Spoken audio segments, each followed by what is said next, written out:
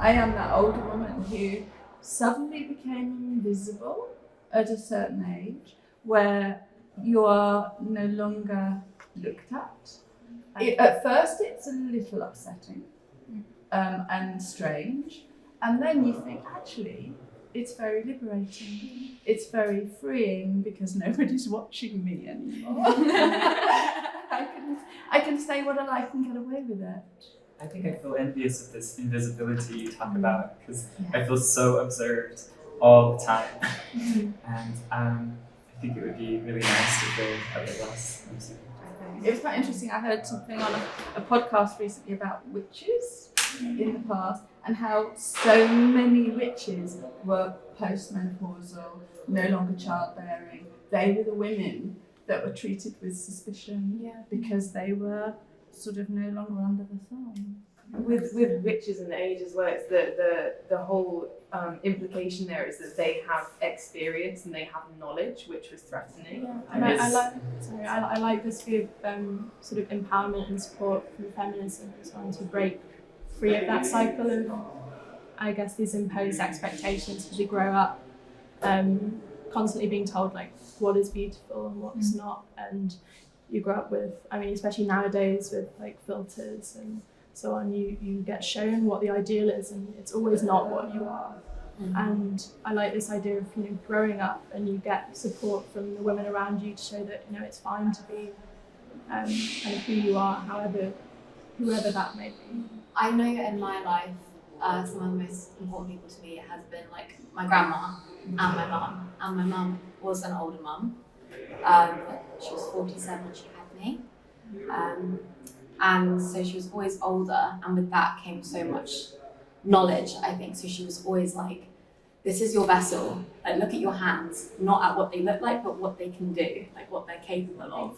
And for me, this idea of intergenerational feminism is something that I want to aspire to. Because I think my mum is Chinese and my dad comes from a very traditional sort of kind of small British village, and from both sides of my family I've had different but always strict expectations of womanhood imposed on me as I was growing up. And I think discovering and, you know, exploring feminism has been a way for me to try and kind of understand.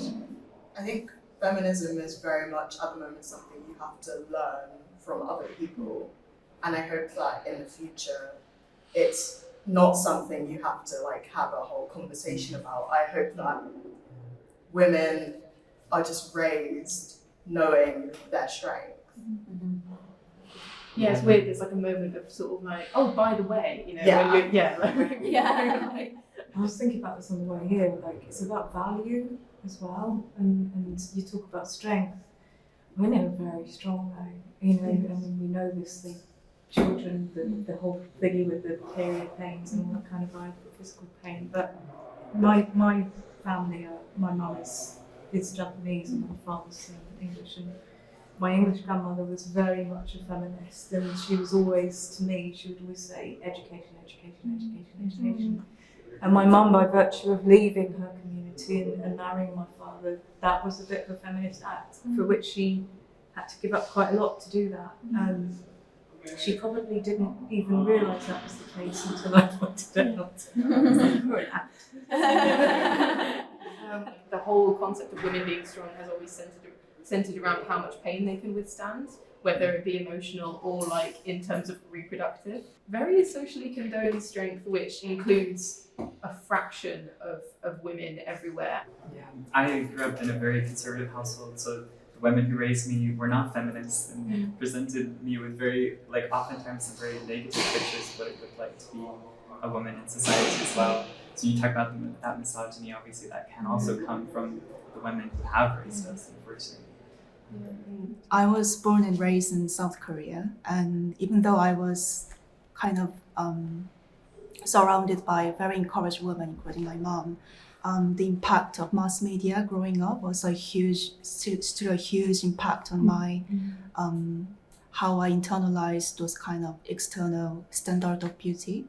So it's pretty sensitive issue in South Korea these days, but I feel like especially K-pop idol and how that kind of commercial industry represent female body, like very skinny, very tall, small face and big eyes, that kind of standardized beauty.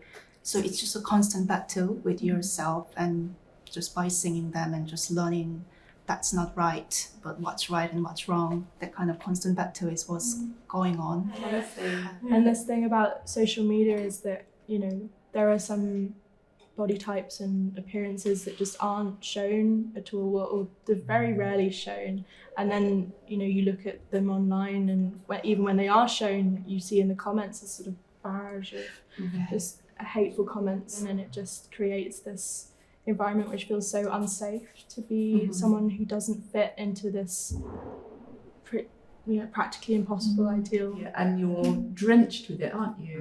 It's very inescapable.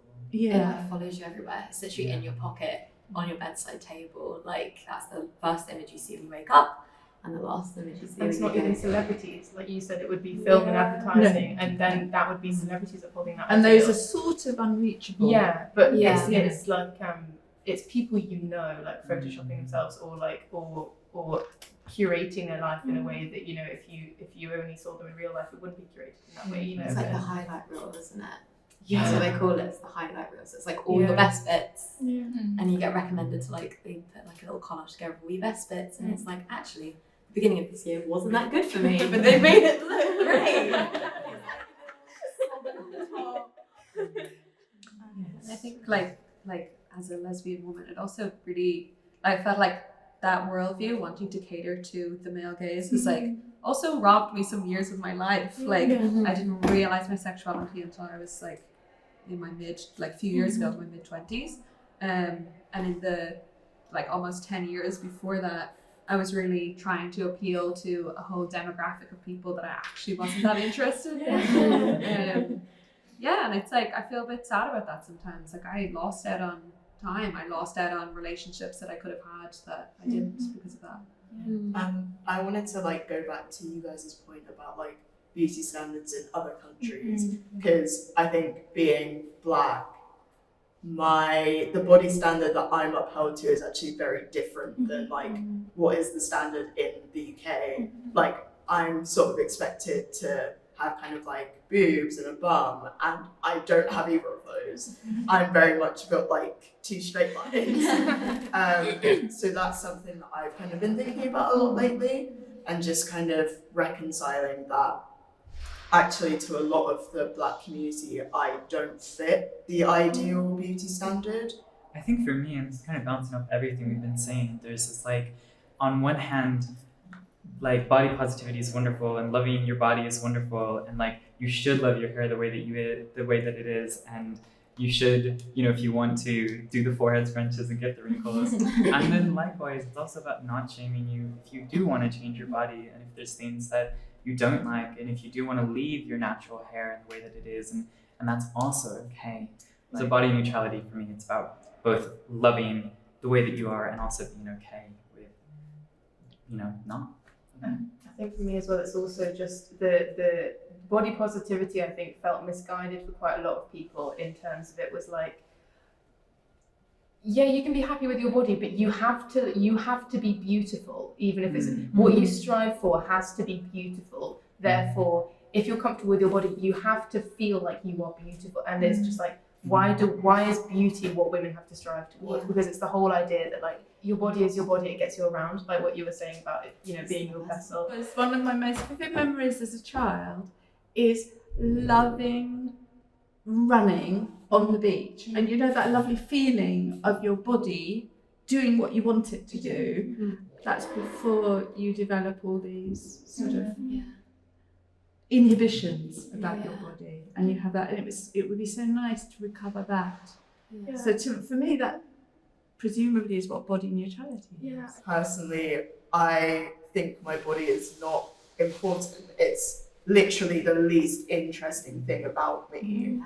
And I'd much rather somebody appreciate me for my mind and my personality than my body. And when we're all in the future and we're uploaded to the cloud or something, I am much more focused on who I'm going to be mentally as opposed to my body. We as women have been kind of socialized to have this male gaze in our head all the time. And I think there's a reason why it feels tonally different when women are talking about it versus when men are talking about it, because it was something born out of what women are talking about. And I think it's the distinction of like, I would know that if I was doing that, I'd feel silly because I would be feeling perceived at him looking at me and feel unattractive, and I'd go to the bathroom and check I don't have lipstick on my teeth and stuff like that. But then, like, men don't have a female gaze inside their head, like a little intruder sat there, like perceiving them in the third person. Women just accept that you don't go out in the dark on your own. All those unwritten rules that we're just brought up to follow unquestioningly as well. So that sort of fits in with that idea of fear that we are taught. Except fear. I refuse that, and I do go out, but I am fearful when I do. Yeah, and I think everything that we've talked about so far is just kind of looking for the freedom to just be. And I think, so much of this is about finding ways to express ourselves which isn't constrained by what other people want from us. And I think in both ways there are these expectations, like, if a woman is thought of as just someone who is young and can have children and is beautiful, then aging makes them invisible. If a man is seen as someone who's successful and earns a living, then aging can be seen as, they're more likely to have gained power and so on. But in both ways there's this sort of constraint based on what is expected and how you should express yourself. What is it to be a successful person? But if we can just change that so that being successful is just being,